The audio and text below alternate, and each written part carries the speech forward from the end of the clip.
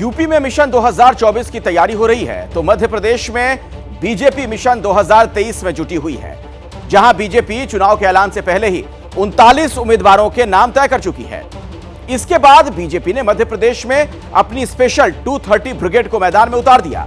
दूसरे राज्यों से आई इस स्पेशल 230 ब्रिगेड की रिपोर्ट ही साल के आखिर में होने वाले विधानसभा चुनाव में मध्य प्रदेश बीजेपी की लाइन द लेंथ तय करेगी।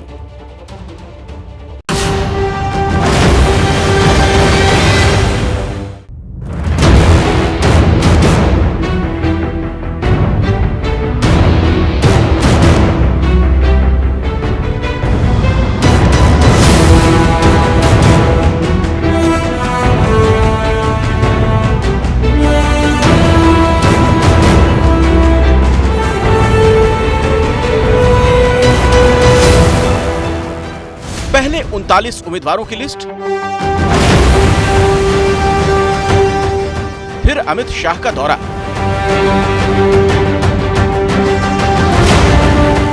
कांग्रेस के खिलाफ करप्शन वाली चार्जशीट और अपनी सरकार का रिपोर्ट कार्ड। दाए बाए भड़काए मगर श्रीमान बंटाधार और कमलनाथ जी इन चीजों का स्पेसिफिक जवाब दें कि 2002 में आपने बजट का कुल आकार 23,100 करोड़ पर छोड़ा था, हमने इसको 3,14,000 करोड़ पर पहुंचाया है। इसका जवाब कांग्रेसियों ने देना चाहिए।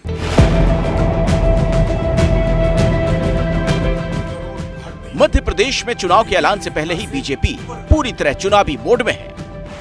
मध्य प्रदेश में फिर एक बार बीजेपी ने अपनी सरकार बनाने के लिए स्पेशल 230 ब्रिगेड को मैदान में उतार दिया है।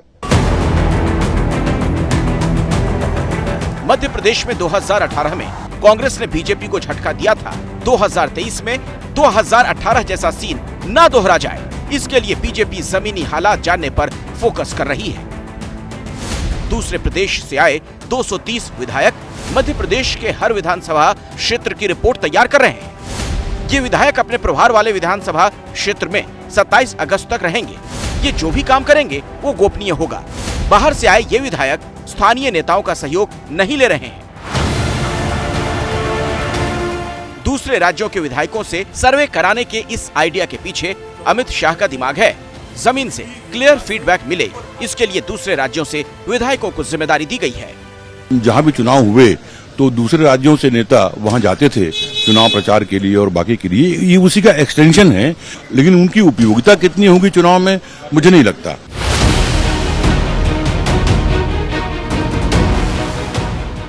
दूसरे राज्यों से आए 230 विधायक अपने अपने प्रभार वाले विधानसभा क्षेत्रों में बीजेपी की जीत की संभावना पर रिपोर्ट तैयार करेंगे।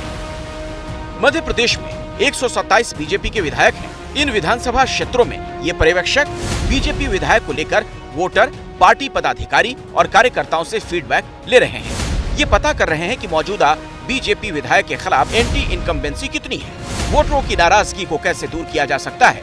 टिकट के दूसरे दावेदारों से भी पर्यवेक्षक संवाद करेंगे। इन गोपनीय रिपोर्ट्स के जरिए बीजेपी एंटी इनकम्बेंसी की काट तलाशेगी और इसी को आधार बनाकर बाकी बची 191 सीटों पर उम्मीदवारों का नाम तय होगा। तो इस बार हम लोगों ने 230 विधायक सब विधानसभाओं पे जाएंगे। जो तय उनको मानदंड है उसके आधार पे अवलोकन करके अपनी रिपोर्ट देंगे। जिन विधानसभा सीटों पर बीजेपी के विधायक नहीं हैं, उन सीटों पर दूसरे राज्यों से आए पर्यवेक्षक बताएंगे कि इन सीटों पर जीत के लिए क्या रणनीति होनी चाहिए। मौजूदा विपक्षी विधायक की ताकत और कमजोरियों की जानकारी भी रिपोर्ट में होगी। इन विधानसभा क्षेत्रों के अहम मुद्दों को भी रिपोर्ट में शामिल किया जाएगा।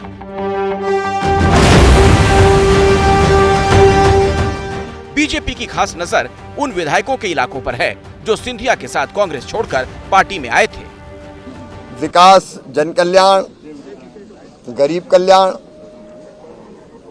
के मुद्दे पर हम जनता के बीच में जा रहे हैं। प्रश्न केवल बीजेपी के खिलाफ, इसकी सरकार के खिलाफ एंटी इनकम्बेंसी है, यही नहीं है। प्रश्न ये है कि बीजेपी के दौर में जिस तरीके से भ्रष्टाचार बढ़ा है, हुआ है, ये एक महत्वपूर्ण मुद्दा है। मैं यहाँ से जहाँ तक देख रहा हूँ, चुनावी तैयारियों में एक कदम आगे रहने के लिए बीजेपी की ब्रिगेड 230 काम में जुटी हुई है। अमित शाह अब इस महीने 4 बार मध्य प्रदेश का दौरा कर चुके हैं। वहीं पीएम मोदी भी रोजगार मेले के जरिए मध्य प्रदेश के नौजवानों से जुड़े। आप सभी कड़ी मेहनत से यहां तक पहुंचे हैं। आगे भी आप सीखते रहने की प्रवृत्ति जारी रखें। यानी दिल्ली से भोपाल तक बीजेपी की पूरी मशीनरी मध्य प्रदेश में चुनावी व्यूह रचना में जुटी हुई है। दिल्ली में अमित शाह ने कमान संभाली तो मध्य प्रदेश में शाह की स्पेशल 230 ब्रिगेड मोर्चे पर है। भोपाल से ब्रजेश राजपूत की रिपोर्ट। जैसे ही घड़ी का काटा दोपहर 2:30 पे आए, बबीता जी का दिल सास बहू साजिश के लिए मचल जाए। और ये है इनकी बहू, पूरे दिन ऑफिस की टेंशन हो जाए गॉन जब ये करें अपना फेवरेट शो फ्री टाइम पे ऑन। इनकी तरह आप भी देखें अपना फेवरेट शो अपने टाइम पर और डाउनलोड कीजिए एबीपी लाइव ऐप अपने स्मार्ट टीवी पर।